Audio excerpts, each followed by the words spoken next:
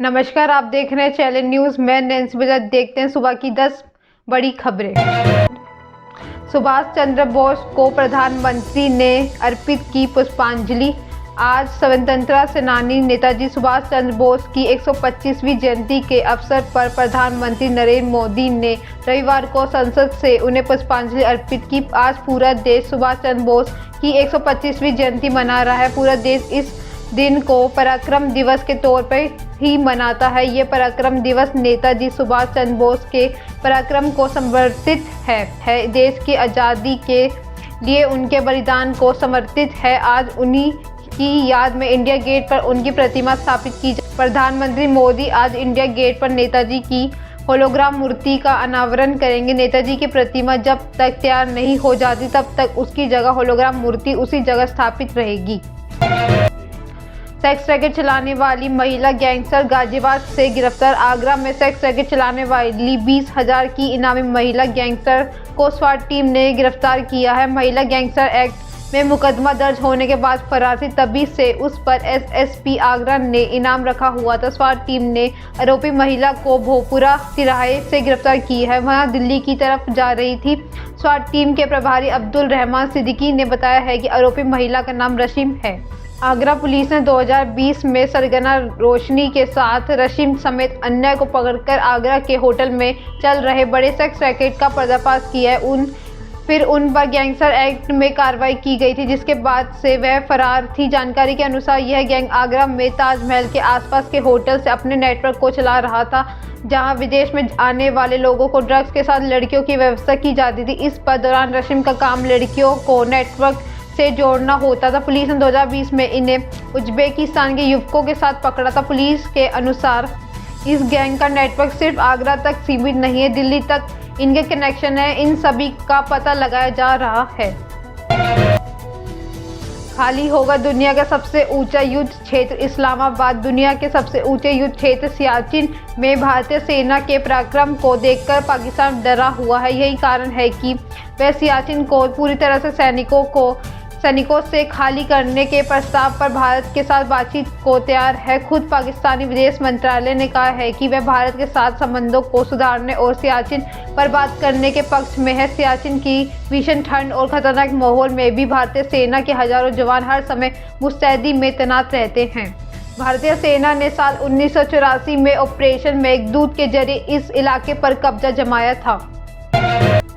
Joe Biden ने लिए चीन से बदला। बीजिंग की कार्रवाई के बाद संयुक्त राज्य अमेरिका ने अमेरिका से चीन के लिए 44 उड़ानों को रद्द कर दिया है। अमेरिका अधिकारियों ने शुक्रवार को इसकी जानकारी दी। यूएसए ने कोरोना वायरस कोविड-19 के प्रसार का हवाला देते हुए ये कार्रवाई की है। आपको बता दें कि पिछले दिनों चीन ने America, delta airlines, United airlines और अमेरिकन एयरलाइंस के कुछ यात्रियों के कोरोना संक्रमित पाए जाने के बाद इन कंपनियों की उड़ानों के चीन में प्रवेश पर पाबंदी लगा दी थी। अमेरिका के चीन के इस कदम को अनुचित बताया था। शुक्रवार को अमेरिका द्वारा चीन की उड़ानों को रद्द करने का आदेश जारी कर दिया गया है। अमेरिका के इस आदेश के बाद दोनों देशों के बीच चल आ रहा पुराना विवाद और बढ़ गया है। अमेरिका के द्वारा लिए गए फैसले को चीन ने जनहित के विरुद्ध बताया है। अमेरिकी आदेश के तहत 30 जनवरी से 29 मार्च के बीच Air China, China Eastern Airlines, China Southern Airlines और शियामैन एयरलाइंस की 44 उड़ान रद्द की जाएगी। भारतीय सेना का दावा। अरुणाचल से लापता हुआ लड़का चीन की आर्मी को मिला। इंडियन आर्मी ने दावा किया है कि अरुणाचल प्रदेश से लापता हुआ लड़का चीन के पीपुल्स लिबरेशन आर्मी को मिल गया है। इस नाबालिग लड़के की पहचान 17 वर्षीय मिरम तरोन के रूप में हुई है। इससे पहले पीएलए पर तरोन को अरुणाचल के सिंगला के लुंगटा और इलाके के अगवा करने का आरोप लगा था। तेजपुर के डिफेंस पीआरओ ले कर्नल हर्षवर्धन पांडे ने रविवार को कहा है कि तरोन अपने गांव जीदो से लापता हो गया था और अब ये पीएलए को मिल गया है। चीन की आर्मी ने इस बारे में हमें इन्फॉर्म किया और बताया है कि तरोन को भारत को सौंपने की प्रक्रिया का पालन किया जा रहा है। 5 दिन पहले हुआ लापता तरोन 18 जनवरी को लापता हुआ था। अरुणाचल के सांसद तापिर गाओ ने आरोप लगाया था कि चीन की आर्मी ने भारतीय क्षेत्र की तरोन को अपहरण कर लिया था। सांसद ने अपने ट्वीट में ये दावा किया था कि गाओ ने बताया था कि तसांगपो नदी जहां से भारत में प्रवेश करती है उसी जगह ये घटना हुई थी। सत्येंद्र जैन की गिरफ्तारी हो सकती है। नई दिल्ली के सीएम अरविंद केजरीवाल ने केंद्र सरकार पर बड़ा आरोप लगाया है। उनका कहना है कि अभी 4 राज्यों में चुनावों के मद्देनजर रेड पर भी डाली जाएगी और गिरफ्तारियां भी होंगी। हमें पता चला है कि केंद्र की एजेंसी सत्येंद्र जैन को गिरफ्तार करने वाली है, लेकिन हमें डर नहीं है। अगर एजेंसियों भेजना चाहे तो भेज सकते हैं। मुझ पर, मनीष सिसोदिया, सत्येंद्र जैन, हमारे 21 विधायकों को सब पर पहले भी रेड हो चुकी है, कुछ नहीं मिला। अब फिर ये कहना चाहते हैं तो कर ले। सत्येंद्र जैन को गिरफ्तार कर सकते, क्या होगा? 4-5 दिन जेल रहेंगे, बेल हो जाएगी, फिर बाहर आ जाएंगे।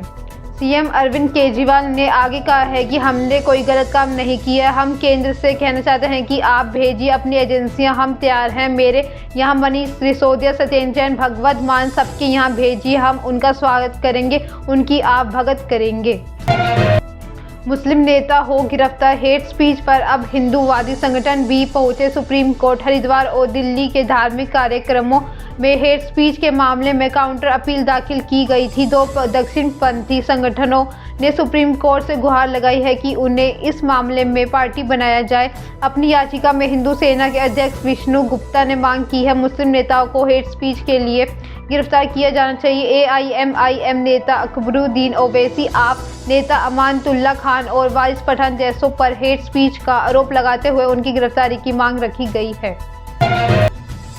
दिल्ली से यूपी और पंजाब तक कितने रुपए बिक रहा है पेट्रोल डीजल? भारतीय तेल कंपनियों ने आज यानी 22 जनवरी 2022 की पेट्रोल और डीजल की लेटेस्ट कीमतें अपडेट कर दी हैं। अंतर्राष्ट्रीय स्तर पर कच्चे तेल की कीमतों में उतार चढ़ाव के बीच राष्ट्रीय स्तर पर वाहन ईंधन, पेट्रोल और डीजल के भाव नवंबर 2021 में स्थिर हैं। 3 नवंबर को केंद्र सरकार द्वारा पेट्रोल डीजल पर एक्साइज ड्यूटी घटाए जाने के बाद से महीने से भी अधिक समय से पेट्रोल डीजल की कीमतें स्थिर रहने के बाद भी बिहार, राजस्थान, मध्य प्रदेश समेत कई राज्यों में पेट्रोल 100 रुपये प्रति लीटर से अधिक रेट पर बिक रहा है। पीवी सिंधु ने जीता महिला एकल का खिताब। भारत की स्टार शटलर और 2 बार की ओलंपिक चैंपियन पीवी सिंधु ने Syed Modi international badminton tournament में महिला एकल का खिताब जीत लिया। उन्होंने फाइनल में भारत की युवा शटलर मालविका बसोड़ को हराया। रविवार को लखनऊ में खेले गए फाइनल में सिंधु ने मालविका को लगातार गेमों में 21-13, 21-16 से हराए। यह शीर्ष वरीयता प्राप्त सिंधु का दूसरा Syed Modi BWF world tour super 300 event खिताब है। इससे पहले उन्होंने यह टाइटल 2017 में जीता था। फाइनल मुकाबला 35 मिनट तक चला। लता मंगेशकर अभी भी ICU में, डॉक्टर बोले प्रार्थना करें। महान गायिका लता मंगेशकर को हॉस्पिटल में आज 16वां दिन है। 8 जनवरी को उन्हें कोरोना पॉजिटिव निमोनिया की शिकायत होने के बाद मुंबई के बीच कैंडी अस्पताल में भर्ती कराया गया। 92 वर्षीय लता की उम्र और सेहत का ख्याल रखते हुए उन्हें ICU में डॉक्टर्स की सख्त निगरानी के तहत रखा गया है। बीते दिन लता मंगेशकर की सेहत में सुधार देखा गया था, लेकिन हाल में ही लता की दी का इलाज कर रहे डॉक्टर प्रीति समदानी का कहना है कि उन्हें दुआओं की सख्त जरूरत है, जिसके बाद से फैंस उसकी सेहत को लेकर परेशान हैं। ये थी सुबह की 10 बड़ी खबरें। ऐसे अपडेट्स के लिए बने रहे हमारे साथ। हमारे चैनल को लाइक करें, कमेंट करें, सब्सक्राइब करना ना भूलें। धन्यवाद।